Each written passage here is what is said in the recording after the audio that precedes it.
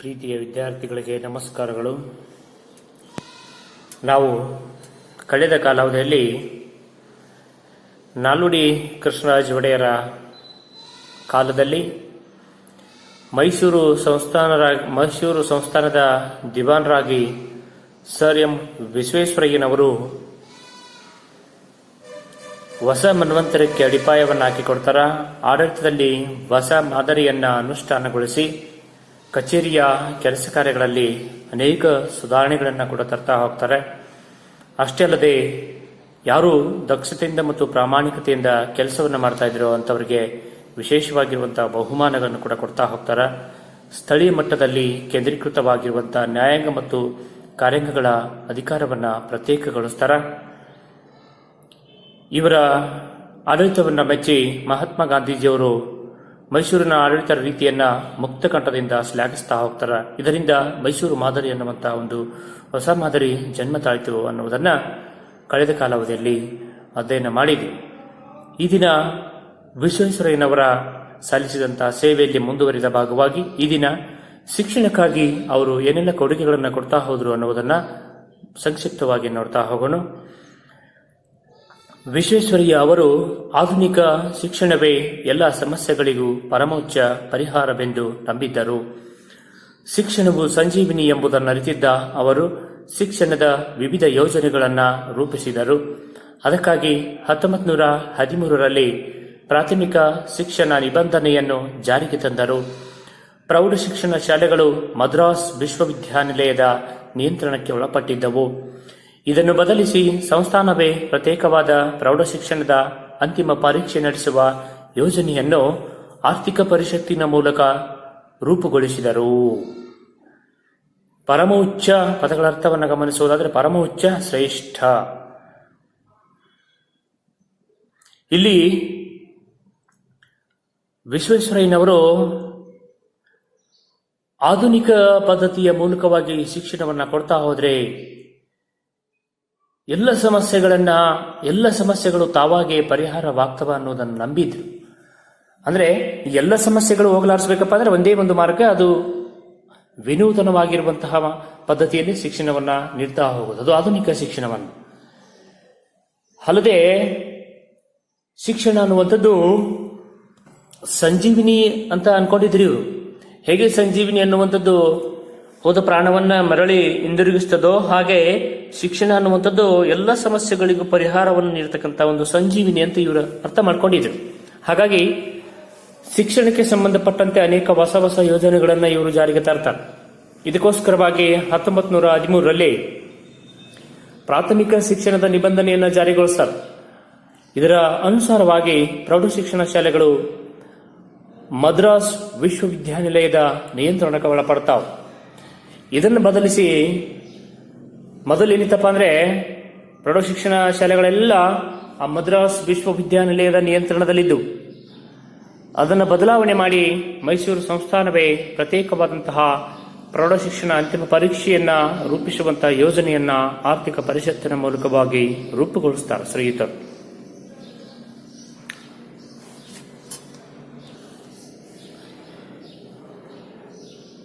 ಮೈಸೂರು ವಿಶ್ವವಿದ್ಯಾನಿಲಯದ ಸ್ಥಾಪನೆ ಇವರ ದೂರದೃಷ್ಟಿಯ ಮತ್ತೊಂದು ಫಲಶ್ರುತಿ. ಶಿಕ್ಷಣಕ್ಕಾಗಿ ಶಿಕ್ಷಣವಿರಬೇಕು, ಅದು ಕೆಲವೇ ಜನರ ಸ್ವತ್ತಾಗದೆ ಪ್ರಗತಿಪರ ರಾಜ್ಯದಲ್ಲಿ ಎಲ್ಲರ ಆಜನ್ಮಿಸಿದ್ದ ಹಕ್ಕಾಗಬೇಕು ಎಂಬುದನ್ನು ಮನಗಂಡ ಇವರು ತಾಂತ್ರಿಕ ಮತ್ತು ವೃತ್ತಿಪರ ಶಿಕ್ಷಣಕ್ಕೆ ಆದ್ಯತೆ ನೀಡಿದರು. ಇದಕ್ಕಾಗಿಯೇ ಬೆಂಗಳೂರಿನಲ್ಲಿ ಮೆಕ್ಯಾನಿಕಲ್ ಇಂಜಿನಿಯರಿಂಗ್ ಶಾಲೆ, ಮೈಸೂರಿನಲ್ಲಿ ಚಾಮರಾಜೇಂದ್ರ ತಾಂತ್ರಿಕ ಸಂಸ್ಥೆಗಳನ್ನು ಪ್ರಾರಂಭಿಸಿದರು. ಏಕೀಕೃತ ಕರ್ನಾಟಕದ ರಚನೆ ಮತ್ತು ಕನ್ನಡ ಭಾಷೆ ಹಾಗೂ ಸಾಹಿತ್ಯಗಳ ಬಗ್ಗೆ ಸಾರ್ವಜನಿಕರಲ್ಲಿ ಉಂಟಾಗಿದ್ದ ಒಲವನ್ನು ಮನಗಂಡು ಕನ್ನಡ ಸಾಹಿತ್ಯ ಪರಿಷತ್ತನ್ನು ಸ್ಥಾಪಿಸಿದ್ದು ಇವರ ಕಾಲದ ಮತ್ತೊಂದು ಮಹತ್ವದ ಸಾಧನೆ. ಇದಿಷ್ಟು ಇವರು ಶಿಕ್ಷಣಕ್ಕಾಗಿ ಕೊಡುಮಾಡಿದಂಥ ಕೊಡುಗೆಗಳು. ಇನ್ನೊಂದು ಬಾರಿ ನೋಡೋದಾದರೆ ಶಿಕ್ಷಣ ಕುರಿತು ವಿಶ್ವೇಶ್ವರಯ್ಯನವರು ಏನು ಹೇಳ್ತಾರಪ್ಪ ಅಂತಂದ್ರೆ, ಶಿಕ್ಷಣ ಅನ್ನುವಂಥದ್ದು ಶಿಕ್ಷಣಕ್ಕಾಗಿರಬೇಕು, ಅದೊಂದು ದೊಡ್ಡ ಬಿಸಿನೆಸ್ ಆಗಬಾರ್ದು ಅಂತ ಹೇಳ್ತಾರೆ. ಅಂದ್ರೆ ಇದಕ್ಕಿಂತ ಪೂರ್ವದಲ್ಲಿ ಇವ್ರು ಏನ್ ಮಾಡ್ತಾರಪ್ಪ ಅಂದ್ರೆ ಮೈಸೂರು ವಿಶ್ವವಿದ್ಯಾನಿಲಯ ಸ್ಥಾಪನೆ ಇವರ ದೂರದೃಷ್ಟಿಯ ಮತ್ತೊಂದು ಫಲಶ್ರುತಿಯು. ಕನಸು ಕಂಡಿದ್ರೆ ಮೈಸೂರು ಯೂನಿವರ್ಸಿಟಿಯನ್ನು ಸ್ಥಾಪನೆ ಮಾಡಬೇಕು, ಇದರ ಮೂಲಕವಾಗಿ ಶಿಕ್ಷಣವನ್ನ ಜನಸಾಮಾನ್ಯರಿಗೆ ಕೊಡಬೇಕು ಅನ್ನುವಂಥ ಉದ್ದೇಶ ಅವರದಾಗಿತ್ತು. ಅವರ ದೂರದೃಷ್ಟಿಯಂತೆ ಮೈಸೂರು ವಿಶ್ವವಿದ್ಯಾನಿಲಯ ಸ್ಥಾಪನೆ ಆಯಿತು. ಅದರ ಮೂಲಕವಾಗಿ ಇವರು ಶಿಕ್ಷಣ ಕುರಿತು ಹೇಳ್ತಾ ಹೋಗ್ತಾರ, ಶಿಕ್ಷಣ ಅನ್ನುವಂಥದ್ದು ಕೇವಲ ಮಕ್ಕಳಿಗೆ ಜ್ಞಾನಾರ್ಜನೆಯನ್ನು ಕೊಡ್ತಕ್ಕಂತಹ ಶಿಕ್ಷಣ ಸಂಸ್ಥೆಯಾಗಿರಬೇಕು. ಅದು ಒಂದು ವ್ಯವಹಾರವಾಗಬಾರ್ದು ಅಂತ ಹೇಳ್ತಾರೆ. ಮುಂದುವರೆದ ಹೇಳ್ತಾರ, ಅಲ್ಲದೆ ಅದು ಕೆಲವೇ ಜನರ ಸ್ವತ್ತ ಆಗಬಾರ್ದು, ಕೆಲವೇ ಜನರ ಹಕ್ಕ ಆಗಬಾರ್ದು. ಅದು ಪ್ರಗತಿಪರ ರಾಜ್ಯದಲ್ಲಿ ಎಲ್ಲ ಜನರ ಆಜನ್ಮಸಿದ್ಧ ಹಕ್ಕು ಆಗಬೇಕು ಶಿಕ್ಷಣ ಅನ್ನುವುದನ್ನ ಇವರು ಶಿಕ್ಷಣ ಎಲ್ಲರಿಗೂ ಸಮಾನವಾಗಿ ಸಿಗಬೇಕು ಅನ್ನುವುದನ್ನ ಹೇಳ್ತಾ ಹೋಗ್ತಾರೆ. ಇದನ್ನು ಮನಗಂಡಿರುವಂತ ಇವರು ಏನ್ ಮಾಡ್ತಾ ಹೋಗ್ತಾರಪ್ಪ ಅಂದ್ರೆ ತಾಂತ್ರಿಕ ಮತ್ತು ವೃತ್ತಿ ಶಿಕ್ಷಣಕ್ಕೆ ಹೆಚ್ಚು ಹೆಚ್ಚು ಆದ್ಯತೆಯನ್ನು ಕೊಡ್ತಾ ಹೋಗ್ತಾರೆ. ತಾಂತ್ರಿಕ ಮತ್ತು ವೃತ್ತಿ ಶಿಕ್ಷಣಕ್ಕೆ ಹೆಚ್ಚು ಕೊಡುವುದಷ್ಟೇ ಅಲ್ಲದೆ ಇದಕ್ಕಾಗಿ ಬೆಂಗಳೂರಿನಲ್ಲಿ ಮೆಕ್ಯಾನಿಕಲ್ ಇಂಜಿನಿಯರಿಂಗ್ ಕಾಲೇಜನ್ನು ಪ್ರಾರಂಭ ಮಾಡ್ತಾರೆ. ಅಲ್ಲದೆ ಮೈಸೂರಿನಲ್ಲಿ ಚಾಮರಾಜೇಂದ್ರ ಅವರ ಹೆಸರಿನ ಮೇಲೆ ಚಾಮರಾಜೇಂದ್ರ ತಾಂತ್ರಿಕ ಸಂಸ್ಥೆಗಳನ್ನು ಕೂಡ ಹುಟ್ಟು ಹಾಕ್ತಾರೆ. ಏಕೀಕೃತವಾಗಿರುವಂತಹ ಅಖಂಡ ಕರ್ನಾಟಕದ ರಚನೆ ಮತ್ತು ಕನ್ನಡ ಭಾಷೆ ಹಾಗೂ ಸಾಹಿತ್ಯಗಳ ಬಗ್ಗೆ ಸಾರ್ವಜನಿಕರಲ್ಲಿ ಆ ಸಂದರ್ಭದಲ್ಲಿ ಉಂಟಾಗಿರುವಂತಹ ಒಲವನ್ನ ಮನಗಂಡಂತ ಶ್ರೀತರು ಮತ್ತೊಂದು ಮಹತ್ ಸಾಧನೆಯನ್ನ ಮಾಡ್ತಾನೆ. ಏನಪ್ಪಾ, ಕನ್ನಡ ಸಾಹಿತ್ಯ ಪರಿಷತ್ತನ್ನು ಕೂಡ ಇವರು ತಮ್ಮ ಕಾಲಾವಧಿಯಲ್ಲಿ ಪ್ರಾರಂಭಗೊಳಿಸ್ತಾರ. ಇದು ಇವ್ರ ಕಾಲದ ಮತ್ತೊಂದು ಮಹತ್ ಸಾಧನೆ ಅಂತ ಹೇಳ್ಬಹುದು. ಇದಿಷ್ಟು ಇವರು ಶಿಕ್ಷಣಕ್ಕಾಗಿ ಕೊಡುಮಾಡಿದಂತಹ ಕೊಡುಗೆ. 4 ಅಂಕದಲ್ಲಿ ಕೇಳಿದ್ರೆ ಬರ್ಲಿಕ್ಕೆ ಬರ್ಬೇಕು. ಶಿಕ್ಷಣಕ್ಕಾಗಿ ವಿಶ್ವೇಶ್ವರಯ್ಯನವರು ಕೊಟ್ಟಂತ ಕೊಡುಗೆಯನ್ನು ಕುರಿತು ಬರೆಯಿದೆ ಅಂದ್ರೆ ಇದೆಲ್ಲವನ್ನ ಹೇಳ್ತಾ ಹೋಗ್ಬೇಕು. ಸಂಕ್ಷಿಪ್ತವಾಗಿ ಆ 4 ಅಂಕಗಳ ಬಗ್ಗೆ ಚರ್ಚೆ ಮಾಡೋದಾದ್ರೆ, ವಿಶ್ವೇಶ್ವರಯ್ಯನವರು ಆಧುನಿಕ ಶಿಕ್ಷಣವೇ ಎಲ್ಲ ಸಮಸ್ಯೆಗಳಿಗೂ ಪರಮೋಚ್ಚ ಪರಿಹಾರವೆಂದು ನಂಬಿದ್ದರು. ಶಿಕ್ಷಣವು ಸಂಜೀವಿನಿ ಎಂಬುದನ್ನು ಅರ್ಥಕೊಂಡಿದ್ದರು. ಇದಕ್ಕಾಗಿ ಶಿಕ್ಷಣದ ವಿವಿಧ ಯೋಜನೆಗಳನ್ನು ಇವರು ರೂಪಿಸ್ತಾರೆ. ಅದಕ್ಕಾಗಿ 1913ರಲ್ಲಿ ಪ್ರಾಥಮಿಕ ಶಿಕ್ಷಣ ನಿಬಂಧನೆಯನ್ನು ಜಾರಿಗೊಳಿಸ್ತಾರೆ. ಪ್ರೌಢ ಶಿಕ್ಷಣ ಶಾಲೆಗಳು ಮದ್ರಾಸ್ ವಿಶ್ವವಿದ್ಯಾನಿಲಯಕ್ಕೆ ಒಳಪಟ್ಟಿದ್ದವು. ಪ್ರತ್ಯೇಕ ಮಾಡಿ ಸಂಸ್ಥಾನವೇ ಪ್ರತ್ಯೇಕವಾದ ಪ್ರೌಢ ಶಿಕ್ಷಣ ಅಂತಿಮ ಪರೀಕ್ಷೆಯನ್ನು ನಡೆಸತಕ್ಕಂಥ ಯೋಜನೆಯನ್ನು ರೂಪುಗೊಳಿಸ್ತಾರೆ. ಶಿಕ್ಷಣಕ್ಕಾಗಿ ಶಿಕ್ಷಣವನ್ನು ಕುರಿತು ಶ್ರೀಯುತರು ಶಿಕ್ಷಣಕ್ಕಾಗಿ ಶಿಕ್ಷಣವಿರಬೇಕು, ಅದು ಕೆಲವೇ ಜನರ ಸ್ವತ್ತಾಗದೆ ಪ್ರಗತಿಪರ ರಾಜ್ಯದಲ್ಲಿ ಎಲ್ಲರ ಆಚರಿಸಿದ್ದ ಹಕ್ಕಾಗಬೇಕು ಅನ್ನುವುದನ್ನು ಮನಗಂಡು ಇದಕ್ಕಾಗಿ ತಾಂತ್ರಿಕ ಮತ್ತು ವೃತ್ತಿಪರ ಶಿಕ್ಷಣಕ್ಕೆ ಹೆಚ್ಚಿನ ಆದ್ಯತೆಯನ್ನು ಕೊಡ್ತಾರೆ. ಇದಕ್ಕಾಗಿ ಬೆಂಗಳೂರಿನಲ್ಲಿ ಮೆಕ್ಯಾನಿಕಲ್ ಇಂಜಿನಿಯರಿಂಗ್ ಕಾಲೇಜ್ ಮತ್ತು ಮೈಸೂರಿನಾಗ ಚಾಮರಾಜೇಂದ್ರ ತಾಂತ್ರಿಕ ಸಂಸ್ಥೆಗಳನ್ನ ಹುಟ್ಟು ಹಾಕ್ತಾರೆ. ಮತ್ತೆ ಅಖಂಡ ಕರ್ನಾಟಕ ರಚನೆ ಬಗ್ಗೆ ಒಲವನ್ನು ಹೊಂದಿರುವಂಥ ಇವರು ಕನ್ನಡ ಸಾಹಿತ್ಯ ಪರಿಷತ್ತನ್ನ ಸ್ಥಾಪನೆ ಮಾಡ್ತಾರೆ. ಇದಿಷ್ಟು ವಿಶ್ವೇಶ್ವರಯ್ಯನವರು ಶಿಕ್ಷಣಕ್ಕಾಗಿ ಕೊಟ್ಟಂತ ಕೊಡುಗೆ. ಇನ್ನು ಮುಂದುವರಿದು ಕೈಗಾರಿಕಾ ಕ್ಷೇತ್ರಕ್ಕೆ ಅವರು ಎಂತಹ ಕೊಡುಗೆಯನ್ನು ಕೊಟ್ಟರು ಅನ್ನೋದನ್ನು ನೋಡ್ತಾ ಹೋಗೋದು. ವಿಶ್ವೇಶ್ವರಯ್ಯ ಅವರು ವಿದ್ಯಾರ್ಥಿಗಳು ಇದನ್ನು ನೋಡೋದಕ್ಕಿಂತ ಮುಂಚಿತವಾಗಿ ಈ ಶಿಕ್ಷಣ ಕುರಿತವರಲ್ಲಿ ಏನಾದರೂ ಒಂದು ಸಂದರ್ಭ ಕೇಳಬಹುದು. ಕೇಳಿದ್ರೆ ನೀವು ಬರ್ಲಿಕ್ಕೆ ಬರಬೇಕು.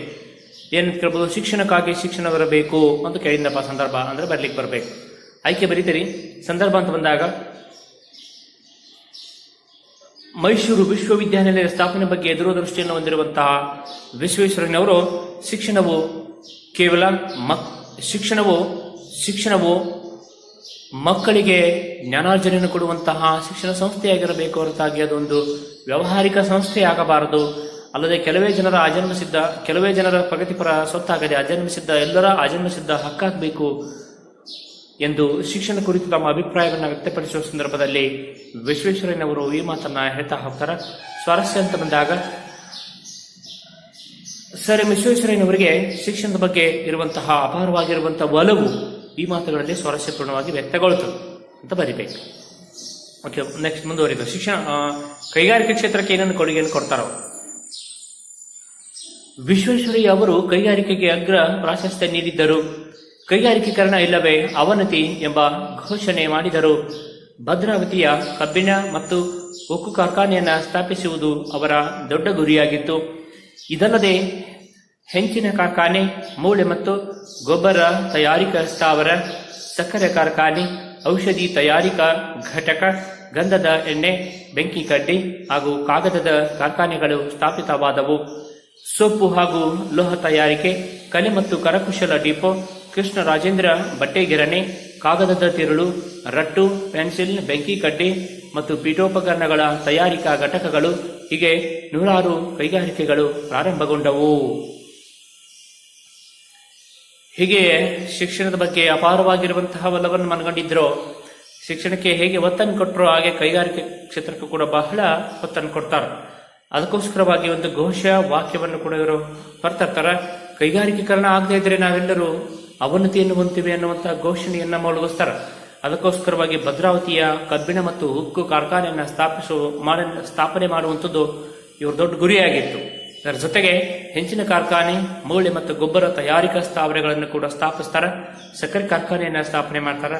ಔಷಧಿ ತಯಾರಿಕಾ ಘಟಕವನ್ನು ಸ್ಥಾಪಿಸ್ತಾರೆ. ಗಂಧದ ಎಣ್ಣೆಯನ್ನ, ಬೆಂಕಿ ಕಡ್ಡಿ ಹಾಗೂ ಕಾಗದದ ಕಾರ್ಖಾನೆಗಳು ಕೂಡ ಇವರ ಕಾಲಾವಧಿಯಲ್ಲಿ ಸ್ಥಾಪನೆಗೊಳ್ಳುತ್ತಾವೆ. ಸೋಪು ಹಾಗೂ ಲೋಹ ತಯಾರಿಕಾ ಕಾರ್ಖಾನೆಗಳು ಸ್ಥಾಪನೆ ಆಗ್ತಾವ. ಕಲೆ ಮತ್ತು ಕರಕುಶಲ ಡಿಪೋ, ಕೃಷ್ಣರಾಜೇಂದ್ರ ಬಟ್ಟೆ ಗಿರಣಿಗಳು ಸ್ಥಾಪನೆ ಆಗ್ತಾವ. ಕಾಗದದ ತಿರುಳು ಕಾರ್ಖಾನೆಗಳು ಸ್ಥಾಪನೆ ಆಗ್ತಾವ. ರಟ್ಟು, ಪೆನ್ಸಿಲ್, ಬೆಂಕಿ ಕಡ್ಡಿ ಮತ್ತು ಪೀಠೋಪಕರಣಗಳ ತಯಾರಿಕಾ ಘಟಕಗಳು, ಹೀಗೆ ನೂರಾರು ಕೈಗಾರಿಕೆಗಳು ವಿಶ್ವೇಶ್ವರಯ್ಯನವರ ಕಾಲದಲ್ಲಿ ಪ್ರಾರಂಭಗೊಳ್ತಾವೆ. ಇದು ಕೈಗಾರಿಕಾ ಕ್ಷೇತ್ರಕ್ಕೆ ಅವರು ಸಲ್ಲಿಸಿದಂತಹ ಕೊಡುಗೆ. 2 ಅಂಕದಲ್ಲಿ ಕೇಳಬಹುದು. 2 ಅಂಕ ಅಥವಾ 8 ವಾಕ್ಯದ 4 ಅಂಕಗಳಲ್ಲಿ ಕೇಳಬಹುದು. ವಿಶ್ವೇಶ್ವರಯ್ಯನವರು ಕೈಗಾರಿಕಾ ಕ್ಷೇತ್ರಕ್ಕೆ ನೀಡಿದ ಕೊಡುಗೆಯನ್ನು ಕುರಿತು ಬರೆಯಿರಿ ಅಂದ್ರೆ ಬರೀಬೇಕಿದೆಲ್ಲ. ವಿಶ್ವೇಶ್ವರಯ್ಯನವರು ಸಂಕ್ಷಿಪ್ತವಾಗಿ ನೋಡೋದಾದ್ರೆ, ವಿಶ್ವೇಶ್ವರಯ್ಯನವರು ಕೈಗಾರಿಕಾ ಕ್ಷೇತ್ರಕ್ಕೆ ಅಗ್ರ ಪ್ರಾಶಸ್ತ್ಯವನ್ನು ನೀಡಿದರು. ಕೈಗಾರಿಕೀಕರಣ ಇಲ್ಲವೇ ಅವನತಿ ಎನ್ನುವಂತಹ ಘೋಷ ವಾಕ್ಯವನ್ನು ಕೂಗಿದ್ದರು. ಘೋಷಣೆಯನ್ನು ಮೊಳಗಿಸಿ ಇವರು ಭದ್ರಾವತಿ ಕಬ್ಬಿಣ ಕಾರ್ಖಾನೆ ಮತ್ತು ಉಕ್ಕು ಕಾರ್ಖಾನೆಯನ್ನು ಸ್ಥಾಪನೆ ಮಾಡುವಂಥದ್ದು ಬಹುದೊಡ್ಡ ಗುರಿಯಾಗಿದೆ. ಹೆಂಚಿನ ಕಾರ್ಖಾನೆಯನ್ನು ಸ್ಥಾಪನೆ ಮಾಡ್ತಾರೆ. ಮೂಳೆ ಮತ್ತು ಗೊಬ್ಬರ ತಯಾರಿಕಾ ಘಟಕಗಳ ಸ್ಥಾವರಗಳು ಕೂಡ ಪ್ರಾರಂಭಗೊಳ್ತವೆ. ಸಕ್ಕರೆ ಕಾರ್ಖಾನೆ, ಔಷಧಿ ತಯಾರಿಕಾ ಘಟಕಗಳು, ಗಂಧದ ಎಣ್ಣೆ, ಬೆಂಕಿ ಕಡ್ಡೆ, ಕಾಗದ ಕಾರ್ಖಾನೆಗಳು ಕೂಡ ಸ್ಥಾಪನೆ ಆಗ್ತವೆ. ಸೋಪ್, ಲೋಹ ತಯಾರಿಕಾ ಘಟಕಗಳು ಪ್ರಾರಂಭಗೊಳ್ತಾವೆ. ಕರಕುಶಲ ಮತ್ತು ಡಿಪೋ ತಯಾರಿಕೆ ಆಗ್ತದೆ. ಕೃಷ್ಣರಾಜೇಂದ್ರ ಸಾಗರ ಬಟ್ಟೆ ಗಿರಣಿ ಕೈಗಾರಿಕೆಗಳು ಸ್ಥಾಪನೆಗೊಳ್ತವೆ. ಹೀಗೆ 10 ಹಲವು ರೀತಿಯಾಗಿರುವಂತಹ ಕೈಗಾರಿಕೆಗಳು ಇವರ ಕಾಲಾವಧಿಯಲ್ಲಿ ಸ್ಥಾಪನೆ ಆಗ್ತವ ಅಂತ ಬರಿತಾ ಹೋಗ್ಬೇಕು. ಒಂದು ಸಂದರ್ಭ ಕೇಳ್ತಾರ, ಕೈಗಾರಿಕೀಕರಣ ಇಲ್ಲವೇ ಅವನತಿ, ಸಂದರ್ಭದೊಡನೆ ವಿವರಿಸಿ ಅಂತ ಕೇಳ್ತಾರೆ. ಆಯ್ಕೆ ನೀವೇ ಬರಿಬೇಕು. ಸಂದರ್ಭ ಅಂತ ಬಂದಾಗ, ವಿಶ್ವೇಶ್ವರಯ್ಯನವರು ಕೈಗಾರಿಕಾ ಕ್ಷೇತ್ರಕ್ಕೆ ಅಗ್ರ ಪ್ರಾಶಸ್ತ್ಯವನ್ನ ನೀಡುವುದರೊಂದಿಗೆ ಕೈಗಾರಿಕೀಕರಣವನ್ನ ಅಭಿವೃದ್ಧಿಗೊಳಿಸಿದರೆ ನಾವೆಲ್ಲರೂ ವಿನಾಶವನ್ನು ಹೊಂದುತ್ತೇವೆ ಅನ್ನುವಂತಹ ಘೋಷ ವಾಕ್ಯವನ್ನ ಮೊಳಗಿಸಿ ಭದ್ರಾವತಿಯ ಕಬ್ಬಿಣ ಮತ್ತು ಉಕ್ಕು ಕಾರ್ಖಾನೆ ಸ್ಥಾಪಿಸುವುದು ದೊಡ್ಡ ಗುರಿಯಾಗಿತ್ತು. ಹೀಗೆ ಕೈಗಾರಿಕಾ ಕ್ಷೇತ್ರಕ್ಕೆ ಅವರು ಮಾಡಿದಂತಹ ಕೊಡುಗೆಯನ್ನು ವಿವರಿಸುವ ಸಂದರ್ಭದಲ್ಲಿ ಲೇಖಕರು ಈ ಮಾತನ್ನ ಹೇಳ್ತಾ ಹೋಗ್ತಾರೆ ಅಂತ ಬರೀಬೇಕು. ಸ್ವಾರಸ್ಯ ಅಂತ ಬಂದಾಗ, ವಿಶ್ವೇಶ್ವರಯ್ಯನವರು ಕೈಗಾರಿಕಾ ಕ್ಷೇತ್ರದ ಬಗ್ಗೆ ಇರುವಂತಹ ಅಪಾರ ಒಲವು ಈ ಮಾತುಗಳಲ್ಲಿ ಸ್ವಾರಸ್ಯಪೂರ್ಣವಾಗಿ ವ್ಯಕ್ತಗೊಳ್ಳುತ್ತದೆ. ಈ ಕೈಗಾರಿಕೀಕರಣ ಇಲ್ಲವೇ ಅವನತಿ ಅನ್ನುವಂತಹ ಸಂದರ್ಭವನ್ನು ಇನ್ನೊಂದು ರೀತಿಯಾಗಿ ಕೂಡ ಬರೀಬಹುದು. ಹೇಗೆ ಬರೀಬಹುದು ಅಂದ್ರೆ, ಸಂದರ್ಭ ಅಂತ ಬಂದಾಗ ವಿಶ್ವೇಶ್ವರಯ್ಯನವರು ಕೈಗಾರಿಕಾ ಕ್ಷೇತ್ರಕ್ಕೆ ಅಗ್ರ ಪ್ರಾಶಸ್ತ್ಯವನ್ನು ನೀಡಿ ಭದ್ರಾವತಿಯ ಕಬ್ಬಿಣ ಮತ್ತು ಉಕ್ಕು ಕಾರ್ಖಾನೆಯನ್ನ ಸ್ಥಾಪಿಸಿದ್ದಾರೆ. ಹೆಂಚಿನ ಕಾರ್ಖಾನೆ, ಮೂಳೆ ಮತ್ತು ಗೊಬ್ಬರ ತಯಾರಿಕಾ ಸ್ಥಾವರಗಳು, ಸಕ್ಕರೆ ಕಾರ್ಖಾನೆ, ಔಷಧಿ ತಯಾರಿಕಾ ಘಟಕಗಳು, ಹೀಗೆ 10 ಹಲವು ಕಾರ್ಖಾನೆಗಳನ್ನು ಸ್ಥಾಪನೆಗೊಳಿಸಿದರು. ಕೈಗಾರಿಕೀಕರಣವನ್ನ ಮಾಡದೇ ಇದ್ದರೆ ನಾವೆಲ್ಲ ಅವನತಿ ಹೊಂದುತ್ತೇವೆ ಎಂಬ ಘೋಷ ವಾಕ್ಯವನ್ನ ಹೇಳುವ ಸಂದರ್ಭದಲ್ಲಿ ವಿಶ್ವೇಶ್ವರಯ್ಯನವರು ಈ ಮಾತನ್ನು ಹೇಳುತ್ತಾರೆ ಅಂತ ಬರೀಬೇಕು. ಸ್ವಾರಸ್ಯ ಅಂತ ಬಂದಾಗ, ವಿಶ್ವೇಶ್ವರಯ್ಯನವರು ಕೈಗಾರಿಕಾ ಕ್ಷೇತ್ರದ ಮೇಲೆ ಅವರಿಗಿದ್ದಂಥ ಒಲವು ಈ ಮಾತುಗಳಲ್ಲಿ ಸ್ವಾರಸ್ಯಪೂರ್ಣವಾಗಿ ವ್ಯಕ್ತಗೊಳ್ಳುತ್ತದೆ. ಇನ್ನ ಹಣಕಾಸು ನೀತಿಯಲ್ಲಿ ವಿಶ್ವೇಶ್ವರಯ್ಯನವರು ಮಾಡಿದಂಥ ಮಾರ್ಪಾಟುಗಳೇನು? ರಾಜ್ಯದ ಆರ್ಥಿಕ ಚಟುವಟಿಕೆಗಳಿಗೆ ಭದ್ರ ಬುನಾದಿ ಹಾಕುವ ಉದ್ದೇಶದಿಂದ ಹಣಕಾಸು ನೀತಿಯಲ್ಲಿ ಮಾರ್ಪಾಡು ಮಾಡಿದರು. ಇದಕ್ಕಾಗಿ 1913ರಲ್ಲಿ ಮೈಸೂರು ಬ್ಯಾಂಕ್ ಅನ್ನು ಸ್ಥಾಪಿಸಿದರು. ಅನಂತರ ಉಳಿತಾಯ ಬ್ಯಾಂಕ್ಗಳು ಅಸ್ತಿತ್ವಕ್ಕೆ ಬಂದವು. ಕೈಗಾರಿಕೆಗಳ ಅಭಿವೃದ್ಧಿಗೆ ಫೀಡರ್ ಬ್ಯಾಂಕ್ ಹಾಗೂ ಕೈಗಾರಿಕಾ ಹೂಡಿಕೆ ಮತ್ತು ಅಭಿವೃದ್ಧಿ ನಿಧಿಗಳು ರಚಿತಗೊಂಡವು.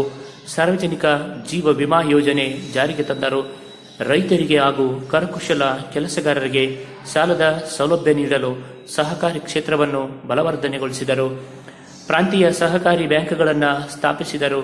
ರಾಜ್ಯದ ಆಸ್ತಿಯನ್ನು ಹೆಚ್ಚಿಸಿ ಆದಾಯ ತರುವುದರ ಮೂಲಕ ಅಭಿವೃದ್ಧಿ ಕಾರ್ಯಗಳ ಪ್ರಭಾವವನ್ನು ಅಳೆಯಲು ಅನುಕೂಲವಾಗುವಂತೆ ಆಯವ್ಯಯದಲ್ಲಿ ಹೊಸ ದೃಷ್ಟಿಕೋನವನ್ನು ಕಂಡುಕೊಂಡರು.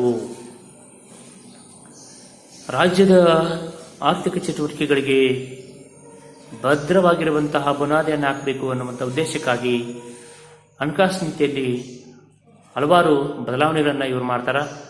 ಇದಕ್ಕಾಗಿ 1913ರಲ್ಲಿ ಮೈಸೂರು ಬ್ಯಾಂಕನ್ನು ಕೂಡ ಇವರು ಸ್ಥಾಪನೆ ಮಾಡ್ತಾರೆ. ನಂತರ ಉಳಿತಾಯ ಬ್ಯಾಂಕ್ಗಳು ಕೂಡ ಅಸ್ತಿತ್ವಕ್ಕೆ ಬರ್ತಾವ. ಕೈಗಾರಿಕೆಗಳನ್ನು ಮೇಲ್ಮಟ್ಟಕ್ಕೆ ಏರಿಸಬೇಕು ಅನ್ನುವಂಥ ಉದ್ದೇಶಕ್ಕಾಗಿ ಫೀಡರ್ ಬ್ಯಾಂಕ್ ಹಾಗೂ ಕೈಗಾರಿಕಾ ಹೂಡಿಕೆ ಮತ್ತು ಅಭಿವೃದ್ಧಿ ನಿಧಿಗಳು ಕೂಡ ಇವರ ಕಾಲಾವಧಿಯಲ್ಲಿ ರಚಿತಗೊಳ್ತಾವ. ಸಾರ್ವಜನಿಕರ ಜೀವ ವಿಮಾ ಯೋಜನೆಯನ್ನು ಜಾರಿಗೆ ತರ್ತಾರೆ. ರೈತರಿಗೆ ಹಾಗೂ ಕರಕುಶಲ ಕೆಲಸಗಾರರಿಗೆ ಸಾಲದ ಸೌಲಭ್ಯವನ್ನು ನೀಡಲಿಕ್ಕಾಗಿ ಸಹಕಾರಿ ಕ್ಷೇತ್ರವನ್ನ ಉತ್ತುಂಗ ಕ್ಷೇತ್ರಕ್ಕೆ ತೆಗೆದುಕೊಂಡು ಹೋಗ್ತಾರೆ. ಹಾಗೆ ಪ್ರಾಂತೀಯ ಸಹಕಾರಿ ಬ್ಯಾಂಕ್ಗಳು ಕೂಡ ಸ್ಥಾಪನೆ ಆಗ್ತವ.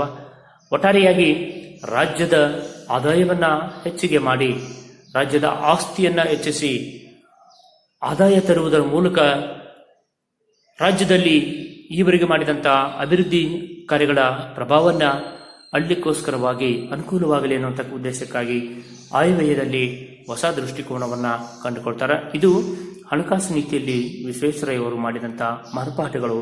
2 ಅಂಕದಲ್ಲಿ ಕೇಳಿದರೆ ಉತ್ತರ ಬರಿಬೇಕು. ಇನ್ನೊಂದು ಬಾರಿ ಹಣಕಾಸು ನೀತಿಯಲ್ಲಿ ವಿಶ್ವೇಶ್ವರಯ್ಯವರು ಮಾಡಿದ ಮಾರ್ಪಾಡುಗಳನ್ನು ಕುರಿತು ಬರೆಯಿರಿ ಅಂದರೆ ಬರಿಬೇಕು. ರಾಜ್ಯ ಆರ್ಥಿಕ ಚಟುವಟಿಕೆಗಳಿಗೆ ಭದ್ರ ಬುನಾದಿ ಹಾಕುವ ಉದ್ದೇಶದಿಂದ ಹಣಕಾಸು ನೀತಿಯಲ್ಲಿ ಬದಲಾವಣೆಗಳನ್ನು ತರ್ತಾರೆ. 1913 ಮೈಸೂರು ಬ್ಯಾಂಕನ್ನು ಸ್ಥಾಪಿಸ್ತಾರೆ. ನಂತರ ಉಳಿತಾಯ ಬ್ಯಾಂಕ್ಗಳು ಕೂಡ ಅಸ್ತಿತ್ವಕ್ಕೆ ಬರ್ತಾವ. ಕೈಗಾರಿಕೆಗಳ ಅಭಿವೃದ್ಧಿಗಾಗಿ ಲೀಡರ್ ಬ್ಯಾಂಕ್ಗಳನ್ನು ಸ್ಥಾಪನೆ ಮಾಡ್ತಾರೆ. ಸಾರ್ವಜನಿಕ ಜೀವ ವಿಮಾ ಯೋಜನೆಗಳು ಕೂಡ ಜಾರಿಗೆ ಹೋಗ್ತಾವ. ರೈತರಿಗೆ ಮತ್ತು ಕರಕುಶಲ ಕೆಲಸಗಾರರಿಗೆ ಸಾಲ ಸೌಲಭ್ಯ ನೀಡಲಿಕ್ಕೆ ಸಹಕಾರಿ ಕ್ಷೇತ್ರವನ್ನು ಬಲವರ್ಧನೆಗೊಳಿಸ್ತಾರೆ. ಪ್ರಾಂತೀಯ ಸಹಕಾರಿ ಬ್ಯಾಂಕ್ಗಳನ್ನು ಸ್ಥಾಪನೆ ಮಾಡ್ತಾರೆ. ರಾಜ್ಯದ ಆಸ್ತಿಯನ್ನು ಹೆಚ್ಚಿಸಿ ಆದಾಯ ತರುವುದರ ಮೂಲಕವಾಗಿ ಕಾರ್ಯಗಳ ಪ್ರಭಾವವನ್ನು ಅಳಿಲಿಕ್ಕಾಗಿ ಆಯವ್ಯಯದಲ್ಲಿ ಹೊಸ ದೃಷ್ಟಿಕೋನವನ್ನು ಕಂಡುಕೊಳ್ತಾರೆ. ಇದು ಹಣಕಾಸು ನೀತಿಯಲ್ಲಿ ಅವರು ತಂದಂತಹ ಬದಲಾವಣೆಗಳು. ಇನ್ನು ಕೊನೆಯದಾಗಿ ಒಟ್ಟಾರೆಯಾಗಿ ಸರ್ ಎಂ ವಿಶ್ವೇಶ್ವರಯ್ಯನವರ ವ್ಯಕ್ತಿತ್ವ ಹೇಗಿತ್ತು ಕೊನೆಯ ಪ್ಯಾರದಲ್ಲಿ ನೋಡ್ತಾ ಹೋಗೋಣ. ಗೊಮ್ಮಟ ವ್ಯಕ್ತಿತ್ವದ ದಾರ್ಶನಿಕ ನೇತಾರರಾಗಿ ಆಡುಮುಟ್ಟದ ಸೊಪ್ಪಿಲ್ಲ ಎಂಬ ಗಾದೆ ಮಾತಿನಂತೆ ಬೆಳೆದ ವಿಶ್ವೇಶ್ವರಯ್ಯ ಅವರಿಗೆ ಬ್ರಿಟಿಷ್ ಸರ್ಕಾರ ಸರ್ ಪದವಿಯನ್ನು ನೀಡಿ ಗೌರವಿಸಿತು. ಅವರ ಸಾಧನೆಯನ್ನು ಗುರುತಿಸಿ ಭಾರತ ಸರ್ಕಾರ ದೇಶದ ಅತ್ಯುನ್ನತ ಭಾರತ ರತ್ನ ಪ್ರಶಸ್ತಿಯನ್ನು ಸಲ್ಲಿಸಿತು. ದೇಶದ ಹಲವಾರು ಪ್ರತಿಷ್ಠಿತ ಸಂಸ್ಥೆ ಹಾಗೂ ವಿಶ್ವವಿದ್ಯಾನಿಲಯಗಳು ಸದಸ್ಯತ್ವ ಹಾಗೂ ಗೌರವ ಡಾಕ್ಟರೇಟ್ ಪದವಿಗಳನ್ನು ನೀಡಿ ಗೌರವಿಸಿದವು. ಮಹಾನ್ ಆಡಳಿತಗಾರರಾದ ಇವರ ಶತಮಾನೋತ್ಸವದ ಸವಿನೆನಪಿಗಾಗಿ ವಿಶೇಷ ಅಂಚೆ ಚೀಟಿ ಬಿಡುಗಡೆ ಮಾಡಲಾಯಿತು. ಮೈಸೂರು ಸಂಸ್ಥಾನದ ದಿವಾನ ಹುದ್ದೆಯಿಂದ ನಿವೃತ್ತಿಯಾದ ಅನಂತರವೂ ದೇಶ ಸೇವೆಯ ಪಥದಲ್ಲಿಯೇ ಸಾಗಿದರು. ಎಂತಹ ವ್ಯಕ್ತಿತ್ವ ಅಪ್ಪ ಅಂದರೆ ಸರ್ ಎಂ ವಿಶ್ವೇಶ್ವರಯ್ಯನವರದು ಗೊಮ್ಮಟ ವ್ಯಕ್ತಿತ್ವ. ಗೊಮ್ಮಟ ವ್ಯಕ್ತಿತ್ವ ಅಂದ್ರೆ ಬಹಳ ಉನ್ನತ ವಿಚಾರಗಳನ್ನು ಒಳಗೊಂಡಿರುವಂತಹ ವ್ಯಕ್ತಿತ್ವವನ್ನು ಇವರು ಹೊಂದಿದ್ರು. ನೇತಾರ ಅಂದ್ರೆ ನಾಯಕ, ಮುಂದಾಳು. ಸಾಮಾಜಿಕ ಕ್ಷೇತ್ರ, ಆಡಳಿತ ಕ್ಷೇತ್ರ, ಶೈಕ್ಷಣಿಕ ಕ್ಷೇತ್ರ, ಹಣಕಾಸು ಕ್ಷೇತ್ರ, ಹೀಗೆ ಎಲ್ಲ ವಿಧವಾಗಿರುವಂತಹ ಕ್ಷೇತ್ರಗಳಲ್ಲಿ ಸಾಧನೆಯನ್ನ ಮಾಡಿದಂತಹ ಇವರಿಗೆ ಆಡುಮುಟ್ಟದ ಸೊಪ್ಪಿಲ್ಲ ಎನ್ನುವಂತಹ ಗಾದೆ ಮಾತಿಗೆ ಇವರು ಒಳಗಾಗ್ತಾರ ಅನ್ನುವಂಥದ್ದನ್ನ ಇಲ್ಲಿ ಮನಗಾಣಲಾಗ್ತದೆ. ಇದೊಂದು ಸಂದರ್ಭಕ್ಕೆ ಇದ್ರೆ ಬರೀಬೇಕು. ಆಡುಮುಟ್ಟದ ಸೊಪ್ಪಿಲ್ಲ ಆಯ್ಕೆ ಬರೀಬೇಕು. ಸಂದರ್ಭ ಅಂತ ಬಂದಾಗ ಸರ್ ಎಂ ವಿಶ್ವೇಶ್ವರಯ್ಯನವರು ಸಾಮಾಜಿಕವಾಗಿ, ಶೈಕ್ಷಣಿಕವಾಗಿ, ಆರ್ಥಿಕವಾಗಿ, ಆಡಳಿತಾತ್ಮಕವಾಗಿ ಹೀಗೆ 10 ಹಲವು ಕ್ಷೇತ್ರಗಳಲ್ಲಿ ಸಾಧನೆಯನ್ನ ಮಾಡಿ ಆಡುಮುಟ್ಟದ ಸೊಪ್ಪಿಲ್ಲ ಎಂಬ ನಾಣ್ಣುಡಿಗೆ ಒಳಗಾಗಿದ್ದರು ಎಂಬುದನ್ನು ವಿವರಿಸುವ ಸಂದರ್ಭದಲ್ಲಿ ಲೇಖಕರು ಈ ಮಾತನ್ನ ಹೇಳ್ತಾ ಹೋಗ್ತಾರೆ. ಇನ್ನೊಂದು ಬಾರಿ ನೋಡಿದ್ರೆ ಸರ್ ಎಂ ವಿಶ್ವೇಶ್ವರಯ್ಯನವರು ಸಾಮಾಜಿಕವಾಗಿ, ಆರ್ಥಿಕವಾಗಿ, ಆಡಳಿತಾತ್ಮಕವಾಗಿ, ಅಥವಾ ಸರ್ ಎಂ ವಿಶ್ವೇಶ್ವರಯ್ಯನವರು ಕೈಗಾರಿಕಾ ಕ್ಷೇತ್ರದಲ್ಲಿ, ಆರ್ಥಿಕ ಕ್ಷೇತ್ರದಲ್ಲಿ, ಆಡಳಿತ ಕ್ಷೇತ್ರದಲ್ಲಿ, ಸಾಮಾಜಿಕ ಕ್ಷೇತ್ರದಲ್ಲಿ ಅಮೋಘವಾಗಿರುವಂತಹ ಸೇವೆಯನ್ನ ಮಾಡಿ ಆಡುಮುಟ್ಟ ಸೊಪ್ಪಿಲ್ಲ ಎಂಬ ಗಾದೆ ಮಾತಿಗೆ ಒಳಗಾಗಿದ್ದರು ಎಂದು ಅವರ ವ್ಯಕ್ತಿತ್ವವನ್ನ ವರ್ಣಿಸುವ ಸಂದರ್ಭದಲ್ಲಿ ಲೇಖಕರು ಈ ಮಾತನ್ನ ಹೇಳ್ತಾ ಹೋಗ್ತಾರೆ. ಸ್ವಾರಸ್ಯ ಅಂತ ಬಂದಾಗ ಸರ್ ಎಂ ವಿಶ್ವೇಶ್ವರಯ್ಯನವರು ಗೊಮ್ಮಟ ವ್ಯಕ್ತಿತ್ವದ ದಾರ್ಶನಿಕ ನೇತಾರರಾಗಿ ಆಡುಮುಟ್ಟದ ಸೊಪ್ಪಿಲ್ಲ ಎಂಬ ಗಾದೆ ಮಾತಿಗೆ ಒಳಗಾಗಿರುವುದು ಈ ಮಾತಿನ ಸ್ವಾರಸ್ಯವಾಗಿದೆ ಅಂತ ಹೇಳ್ಬೇಕು. ಓಕೆ, ಆಡುಮುಟ್ಟದ ಸೊಪ್ಪಿಲ್ಲ ಅಂದ್ರೆ ಏನು ಅರ್ಥಪ್ಪ ಅಂದ್ರೆ ಆಡು ಎಲ್ಲ ವಿಧವಾಗಿರುವಂತಹ ತಪ್ಪಲುಗಳನ್ನ ತಿಂತಾ ಹೋಗ್ತದೆ, ಯಾವುದನ್ನು ಕೂಡ ತಿರಸ್ಕಾರ ಮಾಡೋದಿಲ್ಲ. ಹಾಗೆ ನಮ್ಮ ಸರ್ ಎಂ ವಿಶ್ವೇಶ್ವರಯ್ಯನವರು ಕೂಡ ಎಲ್ಲಾ ಕ್ಷೇತ್ರಗಳಲ್ಲಿಯೂ ಕೂಡ ಸಾಧನೆಯನ್ನ ಮಾಡಿದರು ಅನ್ನುವ ಅರ್ಥದಲ್ಲಿ ಆಡುಮುಟ್ಟದ ಸೊಪ್ಪಿಲ್ಲ ಅನ್ನುವಂಥ ನಾಣ್ಣುಡಿಗೆ ಅವರು ಒಳಗಾಗಿರ್ತಾರ ಅನ್ನುವುದನ್ನ ಹೇಳ್ತಾ ಹೋಗ್ತಾರೆ. ಇದಕ್ಕೋಸ್ಕರವಾಗಿ ಬ್ರಿಟಿಷ್ ಸರ್ಕಾರ ಇವರಿಗೆ ಸರ್ ಪದವಿಯನ್ನು ಕೂಡ ನೀಡಿ ಗೌರವಿಸ್ತಾ ಹೋಗ್ತದೆ. ಅಲ್ಲದೆ ಇವರ ಸಾಧನೆಯನ್ನು ಗುರುತಿಸಿ ನಮ್ಮ ಭಾರತ ಸರ್ಕಾರ ಇವರಿಗೆ ದೇಶದ ಅತ್ಯುನ್ನತ ನಾಗರಿಕ ಸೇವಾ ಪುರಸ್ಕಾರವಾದಂತಹ ಭಾರತ ರತ್ನ ಪ್ರಶಸ್ತಿಯನ್ನು ಕೂಡ ನೀಡಿ ಗೌರವಿಸಿದರು.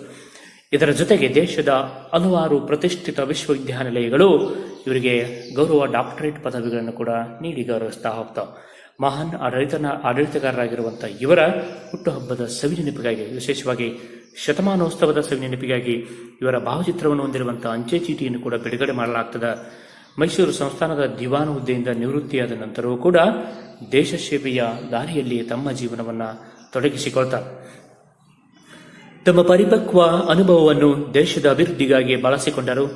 ಸಾಹಿತ್ಯ ಸೃಷ್ಟಿಯನ್ನು ಮಾಡಿದ್ದಕ್ಕೆ ನಿದರ್ಶನ ಅವರ reconstructing India, planned economy for India ಹಾಗೂ ಆತ್ಮಚರಿತ್ರೆ memories of my working life, nation building plan for India ಕೃತಿಗಳು.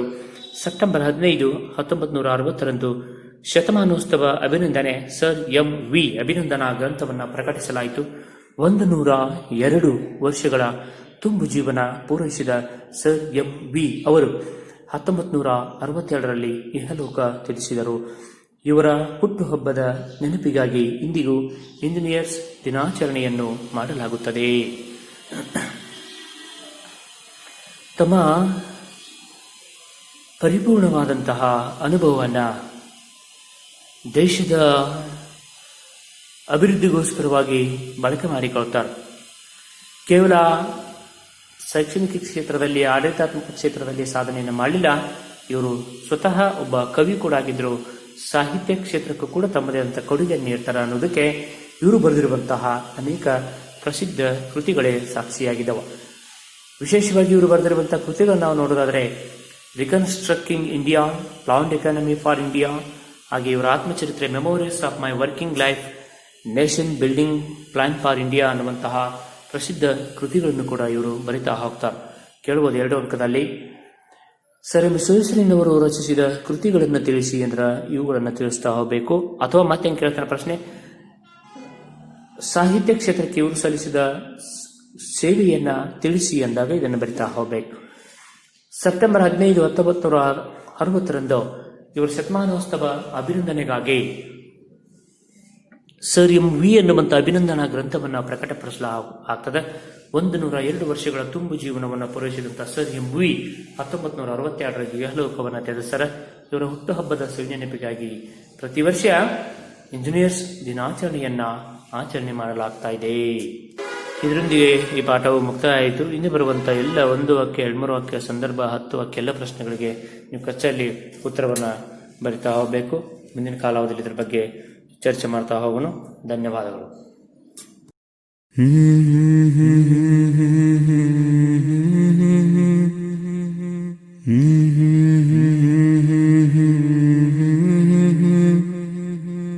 la la la la la la la